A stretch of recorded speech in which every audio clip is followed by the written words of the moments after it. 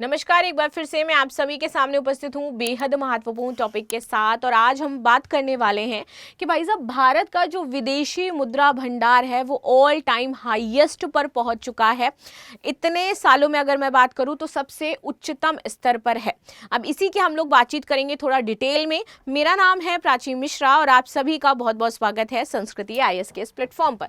Now India's forex search by the 8.633 billion to reach all-time highest of the 725.727 billion।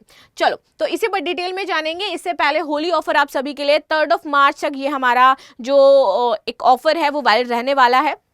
यहाँ पे 2 तरीके के offer दिए जा रहे हैं। In the offline classroom you can get the 20% discount, in the online live course you can get 75 up to plus the 10% extra discount. If you have any query regarding this तो there is a number you can contact over there.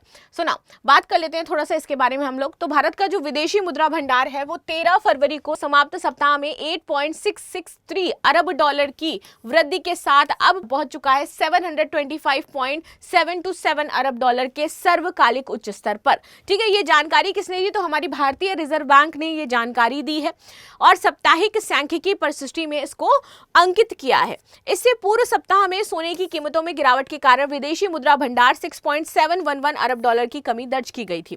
वर्तमान वृद्धि भारत की बाह्य क्षेत्रीय मजबूती और पूंजी प्रवाह में सुधार को दर्शाती है। चलो आगे समझ लेते हैं कि विदेशी मुद्रा भंडार होता क्या है। तो विदेशी मुद्रा भंडार वह संपत्ति है जब किसी देश का केंद्रीय बैंक विदेशी मुद्राओं और सोने के रूप में उसको सुरक्षित करता है। विदेशी मुद्राओं को किस रूप में सुरक्षित करेगा? सोने के रूप में सुरक्षित करता है। इसका उपयोग विनिमय दर को स्थिर रखने में, भुगतान संतुलन संकट से निपटने में और आयात भुगतान हेतु तथा अंतरराष्ट्रीय ऋण दायित्वों के निर्णय और निर्वहन के लिए किया जाता है। विदेशी मुद्रा भंडार की संरचना क्या हो जाती है? तो एक होता है विदेशी मुद्रा परिसंपत्तियां जिसको हम कहते हैं FCA, राइट। यहाँ पर देखिए कुल यहाँ पर बात करें तो FCA है हमारा 573.603 अरब डॉलर का, वृद्धि हुई है 3.550 अरब डॉलर की। इसमें डॉलर, यूरो, पाउंड, येन आदि प्रमुख मुद्राएं शामिल हो जाती हैं। ये कुल भंडार का लगभग 75% से 80% का हिस्सा कवर कर रही है। महत्व की बात करें तो मुद्रा बाजार में हस्तक्षेप का प्रमुख साधन ये हो जाता है और वैश्विक निवेश साधनों में ये निवेशित हो जाएगा। ना स्वर्ण भंडार की बात करें तो हमारे पास 128.466 अरब डॉलर का सोना है भाई और वृद्धि इसमें हुई है 4.990 अरब डॉलर की। सोना सेफ हेवन एसेट बोला जाता है, भू राजनीतिक संकट में सुरक्षा देता है और डॉलर निर्भरता को कम करने वाला एकमात्र साधन सिर्फ सोना हो जाता है। ठीक है ना। विशेष आहरण अधिकार जिसको हम SDR कहते हैं, SDR, LSR, राइट। अब देखो FCA यहाँ पर कुल अगर SDR है तो वो है 18.924 अरब डॉलर। जारी करता होता है इंटरनेशनल मॉनेटरी फंड जिसको हम बोलते हैं इंटरनेशनल मॉनेटरी पॉलिसी जो होती है ना हमारी IMF। यहाँ पर ये अंतर्राष्ट्रीय जो आरक्षित संपत्तियां हैं इसके सदस्य देशों को तरलता प्रदान करती है।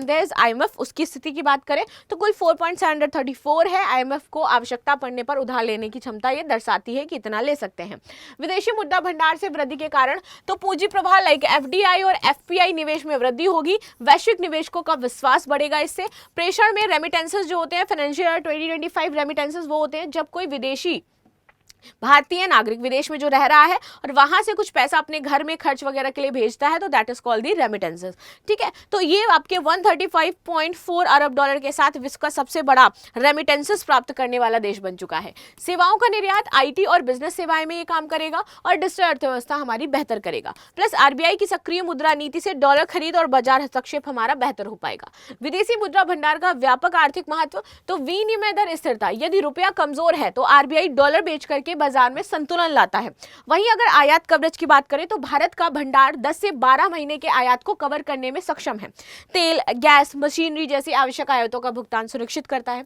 वहीं भुगतान संतुलन सुरक्षा की बात करें तो भाई तेल मूल्य जो वृद्धि है या फिर वैश्विक मंदी जैसे जो झटके हैं उससे हमें सुरक्षा प्रदान करता है। निवेशकों का विश्वास हम कैसे लाते हैं? तो क्रेडिट रेटिंग एजेंसियां जो होती हैं ये मजबूत भंडार को सकारात्मक संकेत देती हैं और इससे हमारे पास निवेशक आते हैं जो इंडिया में इन्वेस्ट करने के लिए रेडी हो जाते हैं। तो दीज आर दी पैरामीटर्स जहां से इंडिया की इकोनॉमी को फायदा मिलता है। नाउ आगे बात करते हैं आर्थिक सुरक्षा। तो वैश्विक संकट, मान लीजिए मंदी का टाइम है, युद्ध का टाइम है या फिर महामारी का समय हो जाता है तो इस समय सुरक्षा कवच का काम हमारे ये रिजर्व ही करते हैं। ना भारत की स्थिति वैश्विक संतुलन की बात करें तो चाइना विश्व में सबसे अधिक विदेशी मुद्रा का भंडार रखता है। भारत 5 शीर्ष देशों में शामिल है जो उसकी आर्थिक स्थिति को मजबूती के एक तौर पर दर्शाता है। संभावित चुनौतियां ये होती हैं कि अपॉर्चुनिटी कॉस्ट, लाइक भंडार को विदेशी सरकारी बॉन्ड में रखने से कम रिटर्न मिलता है, प्लस स्टेलाइजेशन लागत, यानी कि आरबीआई को घरेलू मुद्रा आपूर्ति नियंत्रित करनी पड़ती है। स्टेलाइजेशन से वह प्रक्रिया होती है जिसके माध्यम से केंद्रीय बैंक विदेशी मुद्रा में वृद्धि के कारण बढ़ी हुई घरेलू मुद्रा आपूर्ति और जो निष्प्रभावी चीजें हैं उसको करता है। भारत में ये कार्य भारतीय रिजर्व बैंक द्वारा किया जाता है। डॉलर निर्भरता, अंतर्राष्ट्रीय व्यापार में डॉलर की प्रमुखता है तो इसलिए डॉलर निर्भरता रहती है ज्यादा। विशेष आहरण अधिकार which is called the SDR किस संस्था द्वारा जारी किया जाता है? डब्ल्यूबी, एशिया विश्व बैंक, आईएमएफ और डब्ल्यूटीओ।